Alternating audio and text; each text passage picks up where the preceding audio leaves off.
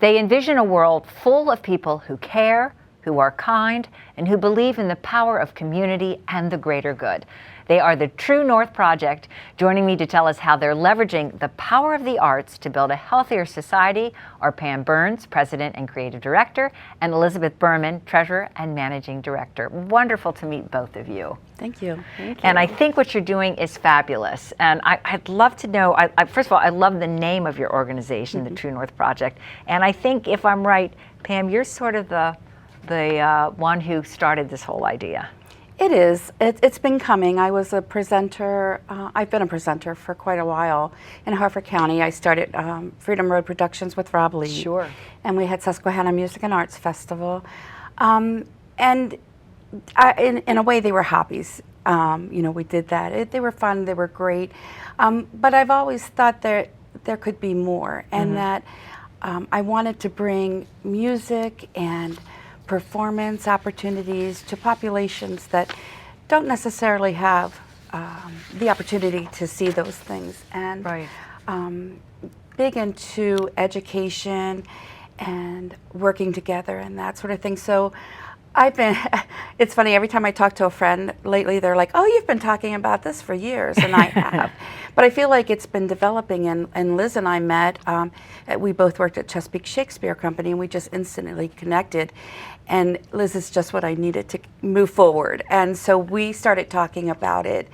And so it's actually coming to fruition. We're now a nonprofit. We have nonprofit Congratulations. status. That's not easy to get. Oh, that my takes some goodness. work. Yeah. We've been spending a lot of time on bylaws and conflict of interest statements and all of the business part of it, but we're ready to go now. And, it's a concert series, but it's also, again, we're going to provide workshops and retreats. Okay, so let's talk a little bit more about that, Elizabeth. So sure. I know you're just getting off the ground, and one reason we're so glad you're here is that people who are watching can be part of the True North Project, which is, is wonderful. And it's, as you said, it's multidisciplinary. It's all the arts, and so tell me sort of some of the things that are in fruition, are coming to fruition right now with True North.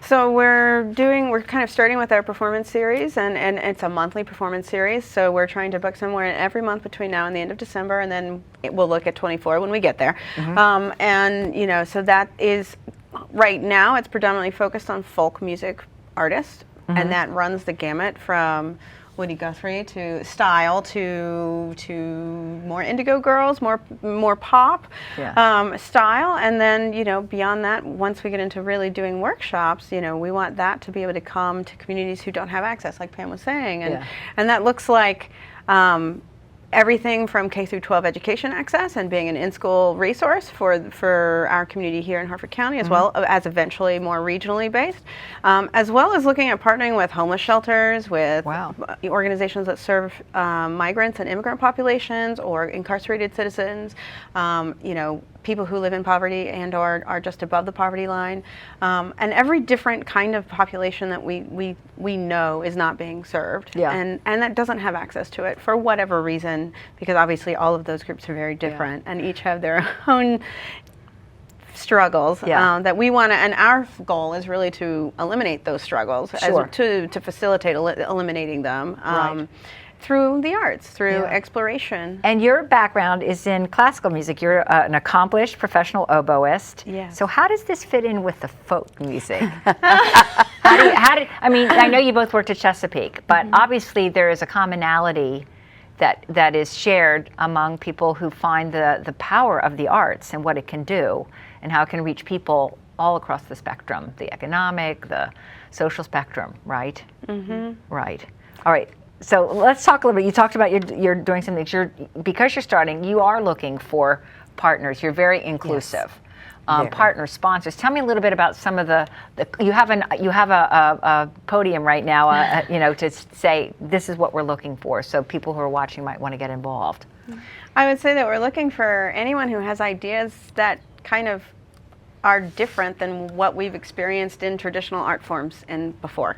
And we're looking for connections to any population that is interested in exploring the arts and using that as a personal tool to finding their own true north, and how to find their guiding principles and how to find their own values, and then to leverage their artistic experience, the experience they have with an artistic moment or an Right. artistic work or, you know, an art gallery or a, you know, whatever it is.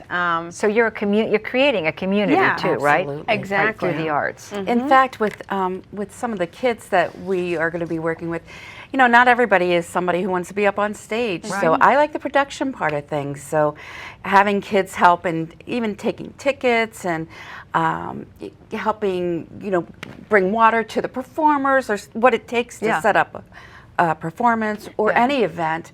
We're really interested in bringing that piece of it in also. Well, let's talk more specifically about the monthly performance series. So I think we know that Dan Navarro is going to be... Dan Navarro is going to be here May 5th, and our home base is State Theater in Havre Grace, and they're wonderful. They just provide great sound.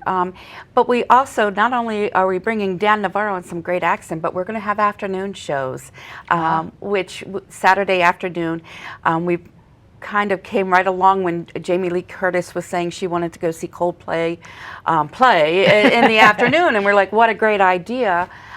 So we're doing that. Dan Navarro travels all over the world, and he's most known, along with his previous partner who passed away, Eric Lowen, for the song We Belong. It's in commercials all over the place. And he's, if you can come to any concert, I mean, it's a good start. Like dragging somebody along that says, I don't want to go listen to folk music. This isn't the, you know, this isn't. And you are an expert on folk music, so with your endorsement. I know you also have two other programs, Friction Farm on August 19th. Right. And also in November you have another concert going on. Right. November 18th is Sonia with Disappear Fear. Sonia is from Baltimore. A lot of people know Sonia. Right now she's in Germany. She's really well known all over the place, and she is doing an international release of her upcoming CD. Oh, awesome. And we're going to be part of that, and it's going to be broadcast. I mean, it's a big thing. I was just talking to her manager yesterday, and it's huge for us to get this. That's and great. Again, it's her hometown.